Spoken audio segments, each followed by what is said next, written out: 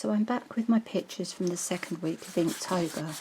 Now day 8 was Frail, and I wanted to do a fluffy dandelion head, so I got a very fine paintbrush and some acrylic ink, and I just kept practicing to get as much softness as I could into the picture. Day 9 was Swing, and I chose a crystal pendulum. I really like the fact that you get lots of reflections and subtle colours, and that was just a fun, very quick picture. Day 10, Pattern, one of my absolute favourites. This is a 3.5 inch square artist tile. I've got them in white and black. I chose to use black with white ink for this. This is pens I've used, white ink pens for this. And it's just so much fun. I love doing patterns. It's really good. Zentangle is very good and relaxing. Well, unless it goes totally wrong, and then it can be a bit stressful. But you can spend just 15 minutes a day working on patterns, and it's really nice. There are lots and lots of books with ideas for patterns. You can just make up your own. But I really enjoyed using these tiles for the last 2 years for Inktober. I actually used them for my Inktober pictures, so I was restricted for space, and I had to think very carefully how I would use the space. But say this year I'm working bigger because I want to get more detail. Now, day 11 was Snow. You can see here just a nice winter scene here, and I really like doing the skeleton tree. And on the little bush I put some red berries. You can see the little footprints of a bird. It's gone in and come back again, found the berries under there.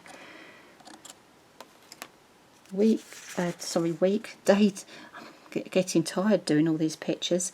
Day 12, Dragon. I have never drawn a dragon, and I wanted to do something friendly and storybook type, child's friendly dragon rather than a big scary dragon. So my son suggested an Eastern dragon. He said there's lots of myths and stories, so I had a look and I thought, yes, I think I'll do an Eastern dragon.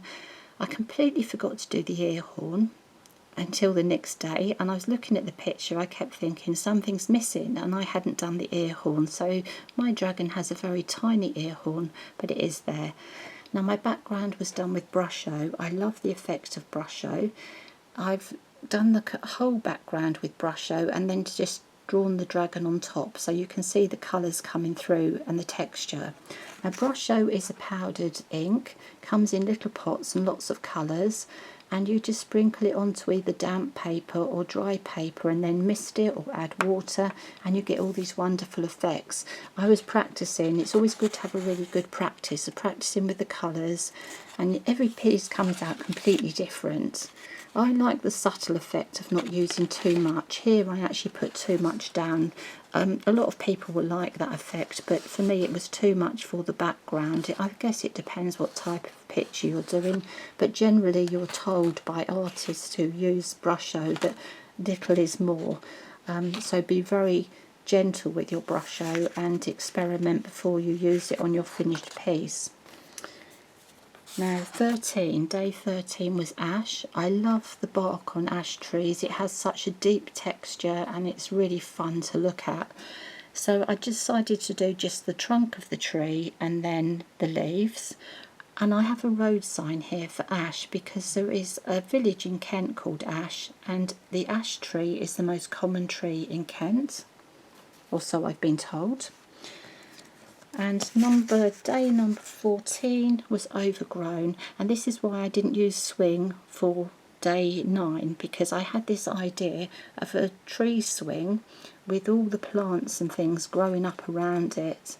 So I did intend to do lots and lots of plants and have them going right, covering the whole background, especially the bindweed. I love the bindweed that goes up the rope there, but unfortunately I did run out of time quite badly. So what I found by the end of the second week of Inktober is that you get used to drawing on a daily basis. It becomes a habit, and I mean, I look forward to it enormously. A whole day you'll find you'll be thinking about the prompt, and as soon as your picture's done you're thinking about the prompt for the next day. So it gets you into really good habits. But I know I've spoken to other people and we're all starting to feel a little bit tired. we're finding that yes, it is difficult to draw every single day and to make time, but it is just bringing in this habit of daily drawing, and it's making you think a lot more about what you're going to do, how you're planning your drawing, you're planning your time, you're thinking about your pens and your inks, and it's all just good fun. So I hope I'll see you again next week.